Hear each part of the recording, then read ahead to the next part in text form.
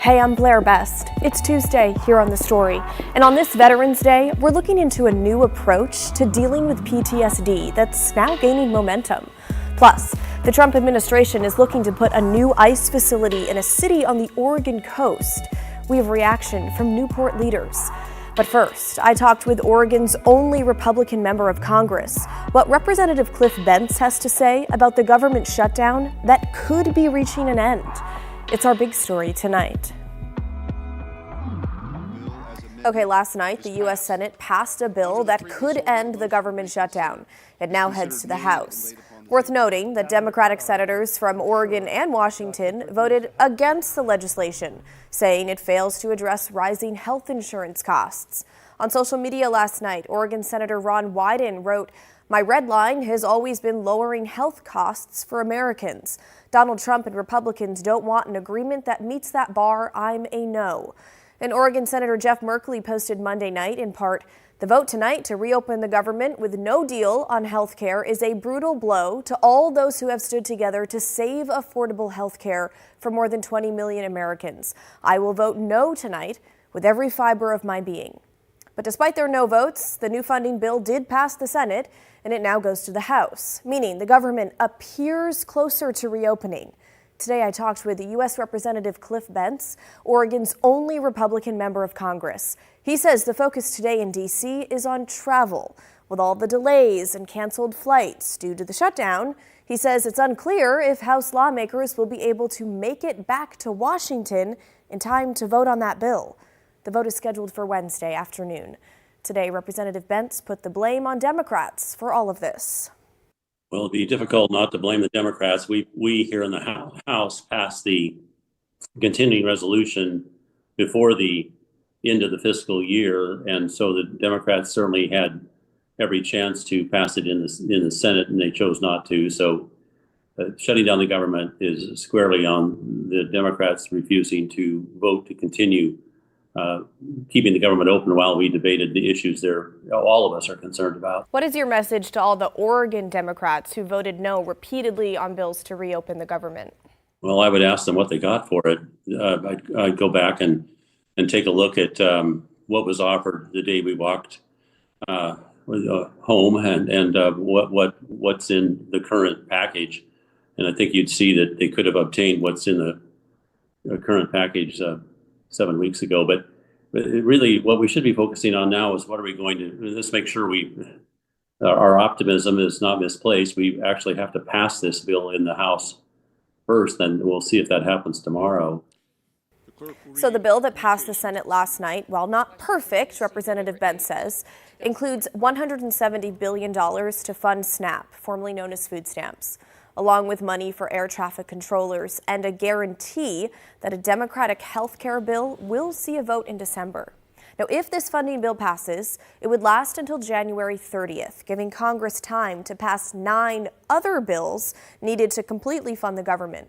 Representative Bentz says he will be voting for it. Do you think it has the votes in the House? I do, yes, but you never really know until you get together and sit there and talk it through. So that's what we'll be doing as soon as everyone arrives back here. Do you anticipate any changes being made to the bill in the House? I think that highly unlikely. So there's nothing you would want to change? Oh, no, I didn't say that. There's always things you'd like to change in these bills, but if you're going to work as a democracy, you have to learn that you don't always get just your way, and that's something that's terrifically important. I think a lot of people have forgotten about the necessity of getting along. Bence represents Oregon's 2nd congressional district in eastern Oregon, where more than 165,000 people receive SNAP benefits each month. Due to the government shutdown, that program ran out of money. And tonight, the Supreme Court extended the temporary pause on SNAP payments for November until at least midnight Thursday. However, Oregonians already received their full SNAP benefits late last week after a federal judge ordered the Trump administration fully fund the program during the shutdown by using contingency funds. Oregon was one of the first states to send out those benefits following the ruling. But over the weekend, Trump told states to reverse any SNAP payments. This SNAP debacle that you're describing is a direct result of the government closing. So please don't hop over that. Let's remind ourselves of why we're in this boat. And so, as I indicated earlier, we in the House passed the continuing resolution that would have kept the government open and kept SNAP fully funded. And the Democrats chose to vote no. For whatever reason, you'll have to ask them. But I will say that after the Democrats voted to close the government, the question became, how in the world do we keep these essential programs going and do it legally? What the Trump administration was trying to do is stick within the law and not rob Peter to pay Paul to try to keep these programs going. But we also can't ignore the fact that a federal judge ordered the Trump administration to fully fund SNAP. And he's pushing back on that. There are a lot of Oregonians who I've talked with who rely on SNAP that blame Republicans for not being able to afford food. So let's go back for a moment and ask why we are in this situation. The situation we are in is because the Democrats chose to close down the government. The Democrats chose to close down the government. And that meant the SNAP program, which is essential for many, many people, was stuck. The administration was stuck trying to scrounge up the money, looking through the sofa cushions to try to keep it going. And one other point that's worthy of note. Many people have said, well, gee, you Republicans could have taken care of this because you control all three branches of government. But we don't. We control the House by a couple of votes. We control the White House, President Trump. But the Senate requires on bills like this 60 votes. The Republicans have 53. This is why you have to go find help when you want to pass one of these bills from the Democrats. Now, Representative Bentz says he hopes the government will reopen tomorrow afternoon, but that there are no guarantees. I think it would be extremely sad if Democrats didn't join us tomorrow, but I understand that they're whipping against voting for the bill, which is really something. My message is that. Now, late last month, I sat down with Oregon Democratic Senator Ron Wyden to get his take on the government shutdown and its impacts on Oregonians. If you missed it, you can find that interview on our website, kgw.com, or our YouTube page, or the KGW Plus TV app. But we want to hear from you. Did anything Representative Bentz say stand out to you? How has this shutdown impacted you and your family? Let us know.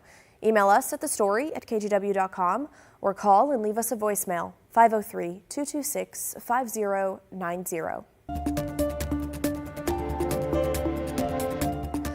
Well, turning now to a new development in the Trump administration's immigration enforcement efforts. Last week, we brought you a story on conditions at the ICE processing center in Tacoma, Washington. Okay, that's a facility where ICE often brings people who are detained here in Oregon. But right now, there's no center like that in Oregon. But a filing with the city of Newport shows that might change. Devin Haskins has more. A big concern for the small city of Newport. City, county, and state leaders worried about the impact of an ICE detention facility. We're just trying to get as much information as we can right now to make sure that we put out good information to our people and not speculations and rumors. County Commissioner Walter Chuck said he first learned about the plans on Monday. This is a big tourism and fishing industry, and something like that might have detrimental impact to those impacts to our industries. City leaders tell KGW they were first made aware of a potential detention facility coming to the city after a third party filed a letter of intent to rent several acres near the airport for federal use. It's the same location a Coast Guard air station has housed a rescue helicopter for nearly a decade. That helicopter recently moved to Coos Bay in late October, making any rescue trip to Newport that much longer. That's very, very serious, particularly this time of year, which is some of the dangerous times for the fishing fleet. To have that helicopter removed from this area is going to put lives at risk.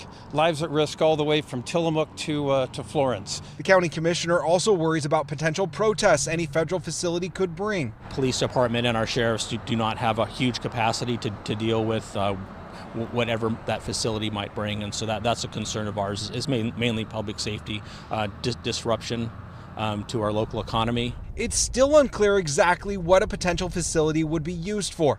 The city says all their calls and emails to federal officials haven't been returned. It would be great to get some confirmation on this stuff. I'm not expecting it, and it's just frustrating.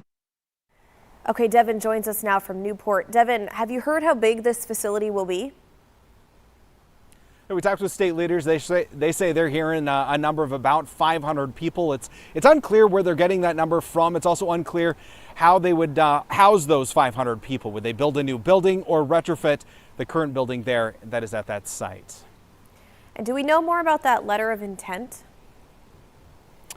I've filed a public records request. So far, I have not heard back from the city about that letter, but according to NPR, they say that it's a Texas-based government contractor that filed that request that's also asking for to house certain buildings on that site, like storage containers, a generator, office trailers as well, and have it surrounded by a 12-foot fence on about a 4-acre parcel of land.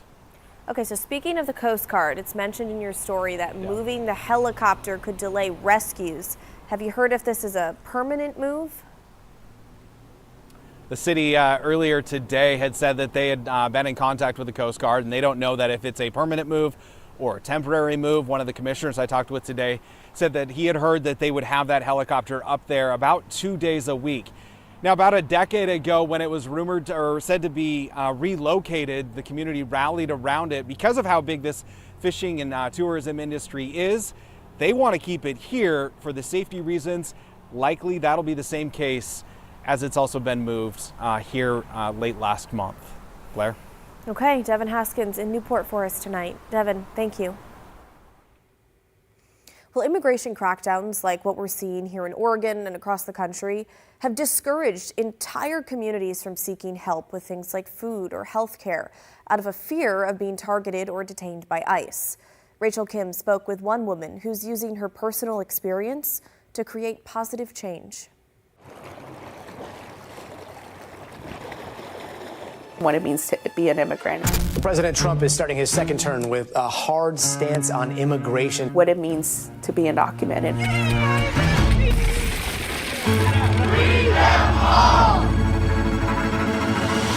We want to make sure that legislators in there can hear I was able to use my identity Budget cuts have got to as a way to make the world a better place instead of feeling lonely and isolated. What do we do? My name is Cynthia Jan Vasquez. I used to be undocumented, and that is really what fueled my organizing and activism journey.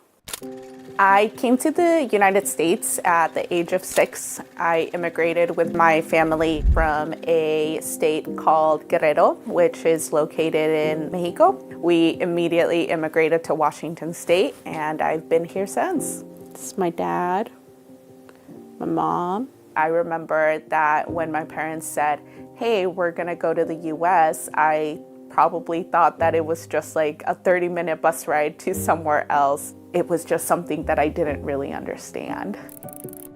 Growing up as an undocumented immigrant in the United States also brings in a level of like identity questioning. Who am I? Who are my people? Where do I belong? Also, it can be really isolating. I come from a mixed status family, so you think about like family separation a lot more.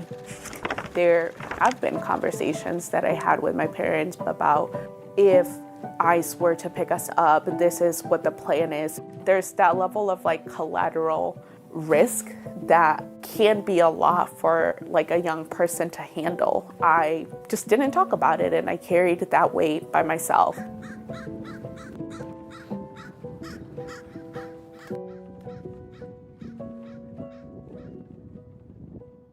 Deportation policies impact immigrant populations and their mental health. 956 people taken into custody. Especially with fear and added stress as they already navigating lots of things in their lives.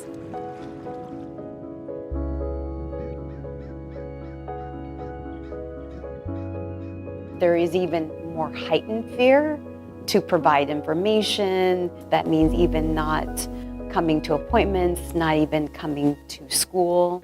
Fill it out, put your information on there, and then that automatically. A sense of belongingness, that's really important, being connected. I'm a really big proponent in having community practices where you're able to talk about the fear and uncertainty that there is. Action, like a lot of social justice, it brings connection together and what makes it easier to survive under these current political times.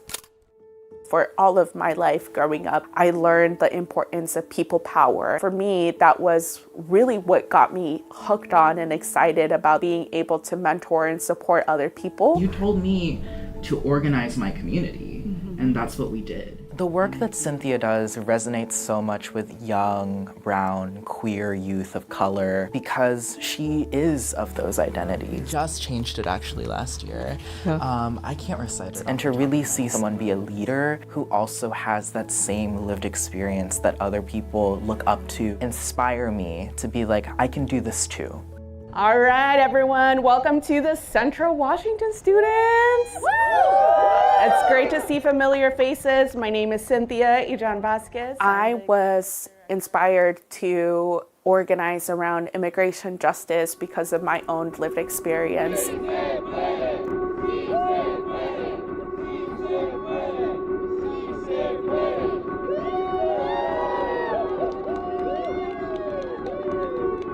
When you cut financial aid affordability in general, you're also cutting it directly to undocumented students in addition to other marginalized identities. I'm a student. I'm working 2 jobs. I am a first-generation college graduate. I understand how hard and difficult the journey was. I knew that going to college was going to be a financial burden on my family. I worked in the fields with my parents. Seeing young people speak their stories and speak their truth in front of legislators is always so empowering. The college grant is definitely the biggest way that has supported at least everyone here. Power of stories can go a long way, and it really is what moves people to action. I really want other immigrants and other undocumented immigrants to be able to find power in their story. Financial aid is under attack. To be able to find more community amongst one another. Especially under these very scary and uncertain times, is that there are people that are willing to support you and have your back and put their body on the line for you to be seen in a dignified way.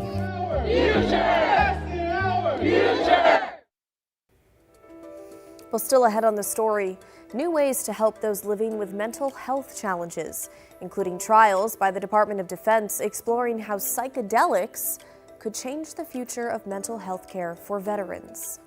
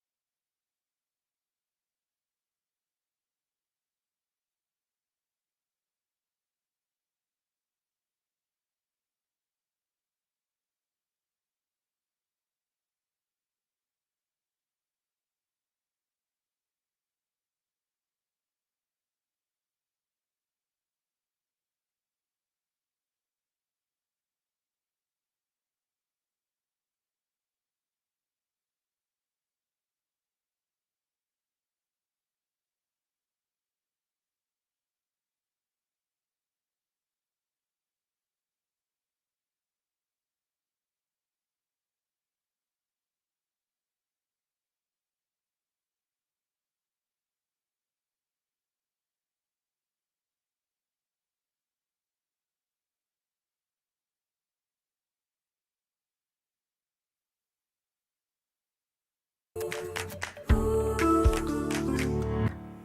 today is Veterans Day, a time to honor those who served in the military. The federal holiday dates back to 1918, where on the 11th day of the 11th month, at the 11th hour, the U.S. and its allies signed a truce with Germany to end the First World War. The mental health is a challenge for some veterans. A growing number are turning to unique ways to treat things like post-traumatic stress disorder. That includes psychedelic-assisted therapy. As Michael Yoshida reports, this approach is gaining momentum. Something that I dove headfirst into and never looked back. Veteran Navy SEAL Marcus Capone always answered the call. SEAL Team 10 and Naval Special Warfare Development Group, and multiple combat tours to both Afghanistan and Iraq. Serving until physical and mental wounds of war took their toll. Went to see the psych and he said, you know, Marcus, you're the 200th guy that's come in here. I assume it's from going down range, but you know, I really don't know how to take care of this at the moment. Marcus tried different doctors, medicines, and therapy, but things only got worse until 2017, when his wife Amber approached him with a Hail Mary, psychedelic-assisted therapy. Honestly, I thought it was crazy. After research and seemingly out of other options, Marcus decided it was worth traveling outside the U.S. to a clinic in Mexico, where the legal but unregulated psychedelic ibogaine is combined with therapy and medical monitoring. My life completely changed. I did a 180. I felt again. I feel like I haven't felt anything in years. I was able to be, human again. This therapy isn't for everyone, and there are different approaches. Some use ibogaine, LSD, ketamine, or MDMA to enhance the effectiveness of talk therapy and help patients reprocess traumatic memories. Most of our standard psychiatric medications are meant to suppress symptoms. Psychedelics used in this way are not meant to suppress symptoms. They're meant to help people get in touch with and process. Dr. Barbara Rothbaum has been pioneering PTSD treatments for decades, including an ongoing Department of Defense-funded study looking at effects of combining MDMA with therapy that helps patients gradually confront trauma. It's not MDMA like kids are going to get in the clubs. People are monitored, they're screened to make sure it's safe for them to take it. They've got a lot of safety conditions, and it's combined with a lot of therapy. Right now, except for a few exemptions, possession of psychedelics is a federal crime. But the tides may be changing when it comes to medical treatment, with possible support of Veterans Affairs Secretary Doug Collins. We're opening up the possibility of psychedelic treatment and others that give us an opportunity. We got to research it, make sure it's good. While several states have passed bills supporting research into psychedelic therapy, it could be years before a federally approved treatment is available. We shouldn't be fighting a war for our country, and then when we come home have to travel outside the country to receive treatments. In Washington, Michael Yoshida. Well, coming up after the break, there's a chance the northern lights could be visible tonight. We'll hear from Chief Meteorologist Matt Safino when the story returns.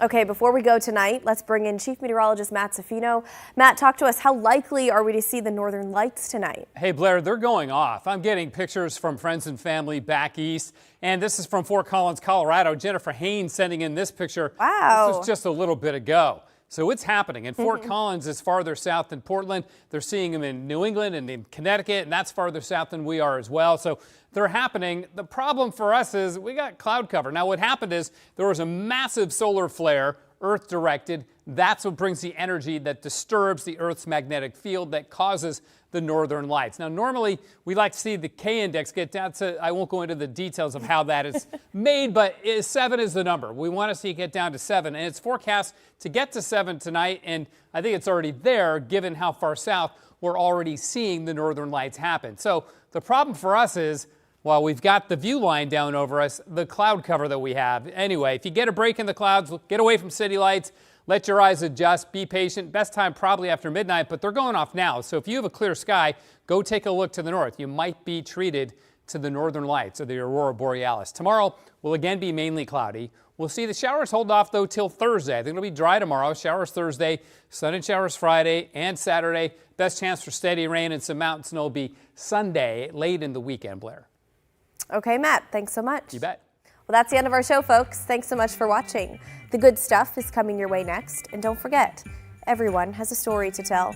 If you ever miss an episode of The Story at 6:30, we re-air it at 8:30 and 10:30 on our TV app, KGW+, which you can get for free right now on Roku, Apple TV, and Fire TV.